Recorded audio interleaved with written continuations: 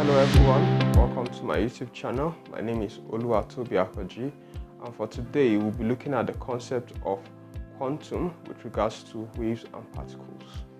You might have heard about wave-particle duality at some point, and all of these relates to both light and electrons and how experiments have helped shape seeing the behaviors of both light and electrons. First off, let's look at that of the light. Now, for the light, Sir Isaac Newton once noted that light behaves as particles, that is, these photons behave as particles. Now, for someone else, that is by Christian Huygens, he later found that this light actually behaves as waves too. And having to see both experiments, it was concluded that depending on the kind of experiments you get to perform, you would see that light either behaves as a particle or wave. So that's why we have the wave-particle duality in terms of light. These same kind of experiments and these same kinds of concepts also translates into that of matter. That's in terms of electrons. Now, quite a good number of scientists have looked at matter, and then they've also seen that electrons, which is one of the building blocks of an atom, of which we know that an atom is the most fundamental unit in any matter. Now, they've been able to note that these electrons, depending on the kind of experiment carried out, behaves either as a particle or a wave. So that's why you have the wave-particle duality.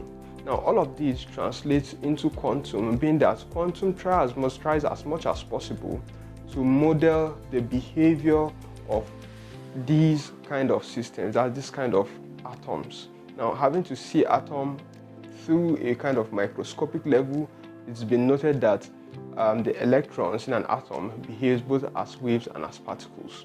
So what quantum tries to do at the end of the day is to model these properly, as opposed to how the classical system does it. Classical system does it by just saying, okay, is this probably just a wave or a particle, and that's all. But then quantum tries to merge both of them as having it either in terms of a wave or a particle. All of these also moves or transitions into the Schrödinger's cat analogy, right? You might have heard about the Schrödinger's cat before. Now, what is it all about? It's all about a thought experiment by Erwin Schrödinger. Now, this thought experiment by Erwin Schrödinger looks at the possibility of having a cat placed in a box with some radioactive substance where you have a 50-50 probabilistic chance of killing the cat using that radioactive substance. Now, based on that thought experiment, this wasn't actually done. It was viewed that, okay, when the box is closed and everything is sealed, after a particular time, probably maybe let's just say 1 hour, right, of which it's expected that if the radioactive substance is active, then the cat should die. Now, after an hour, is the cat dead or alive? Now, of course, with a closed box, you can't know whether the cat is dead or alive. So in quantum, it's stated that the cat is either dead or alive, because this is a black box. You can't actually see what's in there. Until the box is open, that is when one would know whether the cat is dead or alive. Now, all of these also fuses back into the wave-particle duality, such that it depends on the kind of experiments you conduct.